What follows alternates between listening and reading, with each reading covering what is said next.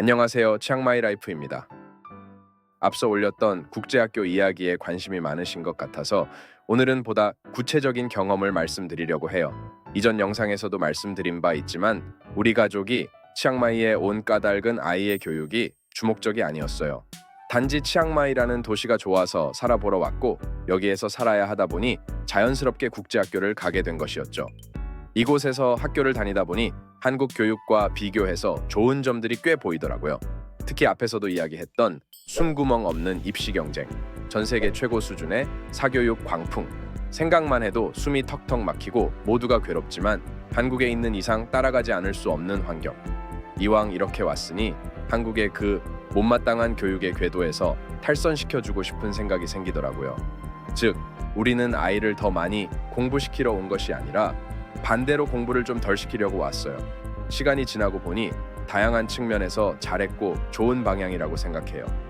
아이들도 잘 적응하고 앞으로 어떤 일이 생기든 그것대로 우리에게 주어지는 새로운 진로라고 생각하고 있어요. 스카이니 인서울이니 대학 입시를 고민했다면 국제학교 보낼 비용으로 한국에서 사교육 빡세게 받는 게 나았을 수도 있겠죠. 한국의 교육 탑 클래스잖아요. 적어도 성취도 면에서는요. 조사 결과를 보니 한국은 OECD 국가 중에서도 탑5 안에 들어갈 정도더라고요. 물론 그것이 공교육이 좋아서인지 사교육의 덕인지는 따져봐야 하겠지만요. 한국에서 외국인 학교나 국제 학교의 의미는 다양한 국적의 아이들이 다니는 인터내셔널 스쿨이 아닌 부유층을 위한 귀족 학교로 여겨지더라고요. 특히 국제학교의 연간 학비가 3천만 원에서 5천만 원에 이르고 경쟁률도 높다 보니 사립학교나 특수 목적고를 넘어 어나더 레벨이라는 인식이 있어요. 비싼 교육비는 보통의 학부모들이 선택하기 어려운 경제적 장벽을 만들죠. 그마저도 입학 티오가 부족하니 연예인이나 재벌도 오픈런을 해야 하는 처지더군요. 자, 그렇다면 치앙마이의 국제학교는 사정이 어떨까요? 한국보다 경제 규모도 작고 국민 소득도 낮은 태국이니까 어마어마하게 저렴하고 수준도 떨어질까요? 천만에요. 오히려 보통 태국인들의 생활 수준을 고려하면 학비가 상대적으로 훨씬 더 비싸고 교육 품질이나 대학 진학 결과도 나쁘지 않아요. 오히려 시설과 환경 면에선 한국의 일반 학교는 당연하고 국제학교보다도 수준이 높은 학교들도 많아요. 우리 아이들이 처음에 다녔던 학교는 이중언어 사립학교인데요. 이곳은 국제학교에 비해 입학하기가 수월하고 학비도 상대적으로 저렴합니다. 대표적으로 ABS, SIBS, 와리스쿨 등이 있어요. 아무래도 아이들이 영어로 수업을 들을 수 있는 수준이 안 된다면 일단 입학부터 해놓고 전학을 가는 코스를 택하는 것이 좋겠죠. 국제학교는 보통 맵스라는 성취도, 평가 결과를 기준으로 입학을 결정하거든요. 그에 비해 사립학교는 교장의 재량에 따라 간단한 테스트만 거치고 입학을 시키는 경우가 많더라고요. 우리 아이가 다녔던 SIBS의 경우 한국에서 온라인으로 간단한 영어, 작문, 수학 테스트를 받고 방과 후 영어 수업을 듣는 조건으로 조건부 입학을 승인받았어요. 지금은 학비가 더 올랐지만 2년 전 프리메리와 세컨더리 스쿨 기준 학기당 한화로 550만 원에서 700만 원 수준이었어요. 연간으로 치면 1200만 원, 30만 바트 정도 되는 거죠. 다만 입학비와 방과 후 활동, 외국인 영어 지원 수업, 교재비, 식대 등의 별도 비용을 합하면 이래저래 몇백만 원이 추가되더군요. 적지 않은 비용이죠. 초등학교 6년 또는 중고과정 6년을 하면 이래저래 1억은 드는 셈이에요. 한국에서 어차피 나가던 학원비나 과외활동 비용을 여기에 쓴다고 생각하면 그렇게 큰 비용이 아닐 수도 있죠. 그런데 한국인이 선호하는 브레민터내셔널 스쿨의 경우는 세컨더리 스쿨 기준 연간 수업료가 3천만 원이 넘다 보니까 한국 국제학교에 버금가는 수준입니다. 지금은 전학을 해서 각각 다른 학교에 다니고 있는데요. 국제학교로 전학할 때는 평가가 조금 까다로워져요. 특히 중고등학생의 경우는 학교 입장에서도 입결 때문에 학생을 골라받기도 하니까요. 좋은 학교로 가기 위해서는 일찍 움직이는 게 낫죠. 그런데 처음에는 원한다고 어디든 갈 수 있는 것도 아니고 학급 구성에 따라 아이에게 잘 맞을 수도 있고 아닐 수도 있고요. 또 학교에 어떤 점이 좋은지 잘 모르기 때문에 이런저런 이야기를 많이 들어보는 게 좋죠. 그리고 맵 테스트도 봐야 하고 그 학년에 TO도 있어야 해요. 특히 한국인들은 중국인 학생들이 많지 않은 곳을 찾는 편이라 국적 구성 같은 것도 체크해야 하고요. 그래서 처음부터 학교를 정해서 온다기보다는 일단 와서 어디든 등록을 하고 우리 아이의 취향이나 집 위치, 커리큘럼 등을 따져보고 전학하는 것을 추천드립니다.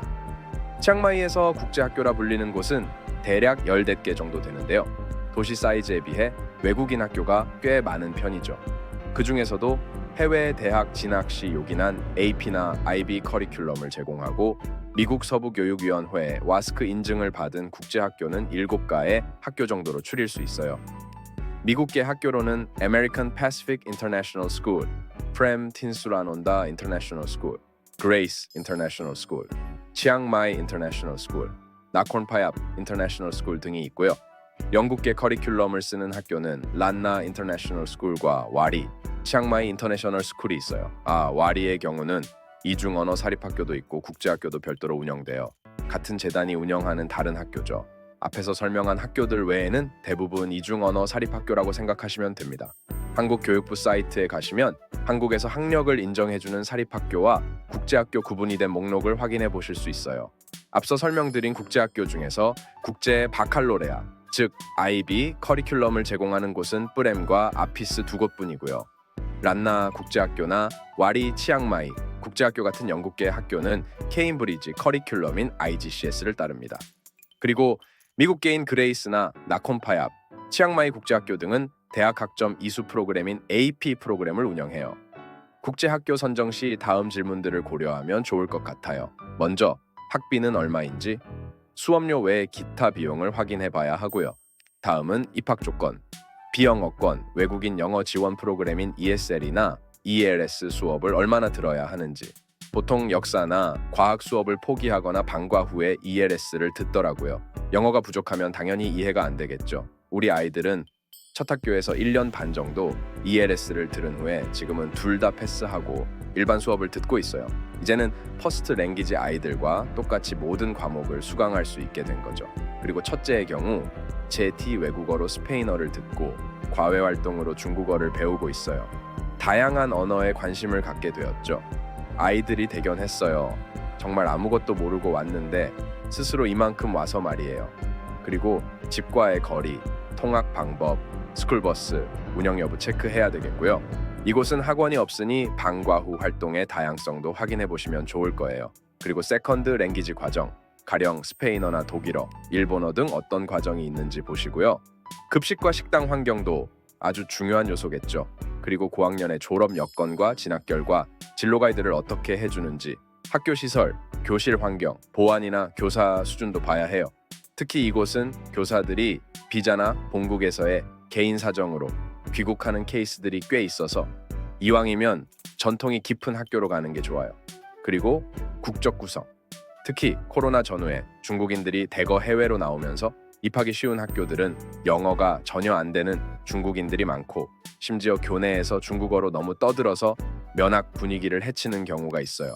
학교 재단의 경우 슈퍼리치인 중국인들 눈치를 봐서 크게 제재를 하지 않더라고요. 그러니 면학 분위기나 교육 철학 등을 꼭 체크해보는 게 좋아요. 국제학교에 진학한 이유도 다들 다를 테니 미국이나 유럽으로 학교를 진학하거나 한국에 특례 입학을 한다든지 각자 사정이 있을 테니까 거기에 적절한 학교를 찾아내는 게 좋을 것 같아요. 그리고 아이들이 국제학교를 다니게 되면서 부모가 겪게 될 어려움, 바로 숙제였어요. 지금은 떨어져 사니까 나 몰라라 하고 있는데 사실 처음에 아이들이 학교 숙제를 갖고 올 때 참으로 난감하더라고요. 저는 외국에서 교육을 받지 않았기 때문에 도움 줄 수 있는 것이 많지 않았거든요. 가령 첫째 애가 중2였는데 광합성에 대한 숙제를 가져왔어요. 여러분 광합성 아시죠? 네, 다들 아시겠죠? 포토신테시스. 그걸 영어로 설명할 수 있으실까요? 일단 광합성이라는 영어 단어를 아는 사람이 얼마나 될까요? 솔직히 처음 들어본 단어입니다. 그런데 기억을 더듬어 보면 우리 중학교 때 식물의 구조나 광합성, 꽃의 수정과 성장 과정 이런 거 다 배우잖아요. 줄기, 뿌리, 수술, 암술, 수정, 암술머리, 씨방 뭐 이런 거요. 게다가 설치식물, 양치식물 뭐 이런 거 다들 알긴 하잖아요. 그걸 영어로 설명해야 하니까 정말 뜨악했죠. 설령 광합성의 원리를 우리말로 설명해 준다 해도 다시 모두 영어 단어를 찾고 외워야 했으니까요. 게다가 역사나 지리는 영국의 것을 배우고 있었어요. 영국 어느 만의 형성 과정을 제가 어떻게 알겠어요. 또한 둘째 애가 일본의 시 형식인 하이쿠를 짓는 숙제를 가져왔을 때도 가르쳐 줄 수 없었어요. 의성거, 의태어, 반대어 등 저는 정말 아무것도 모르는 바보였답니다. 그때부터 공부는 오로지 아이들의 몫이 됐죠. 우리 아이들은 남들보다 몇 배나 빠른 속도로 달려야만 상식이라도 익힐 수 있는 상황이었어요. 만약 고등학생이었다면 정말 곤란했을 거예요. 영국 커리큘럼은 12학년 때 한국의 대학교 1학년 과정을 듣거든요. 그래서 만약 유학을 고려한다면 가급적 한 살이라도 어릴 때 오는 것이 상책이라는 생각이 들었어요. 2년 반이 지난 지금 우리 아이들은 어떨까요? 놀랍게도 엄마 아빠의 도움을 전혀 받지 못한 아이들이 스스로 잘 적응하고 공부해서 전 과목에서 기대 이상의 성적을 거두고 있어요. 기대를 안 해서 그런 것도 있겠죠. 그저 우리는 고생했고 대견하다고 칭찬해줄 따름입니다. 아이들에게는 잠재력이란 게 있잖아요. 팔을 벌린 만큼 그릇이 커지리라 믿습니다. 어때요? 치앙마이 국제학교 생활이 쉽지만은 않죠. 하지만 우리 가족은 공부보다는 아이들의 스트레스를 줄이는 것에 초점을 맞추고 있었기 때문에 지금 상황에 매우 만족하고 감사해요. 물론 고학년이 되면 조금씩 다른 고민도 생기겠지만 함께 길을 만들어 나가야죠. 어떻게? 치앙마이의 국제학교 생활이 조금 감이 오시나요? 궁금한 점이 있으시면 댓글 남겨주시고요. 기회가 된다면 주요 학교에 대한 설명이나 구체적인 학교 생활, 그리고 많이 궁금해하실 입시 결과 등은 다음 영상에서 설명드리겠습니다. 지금까지 치앙마이 라이프였습니다. 구독과 좋아요는 큰 힘이 됩니다.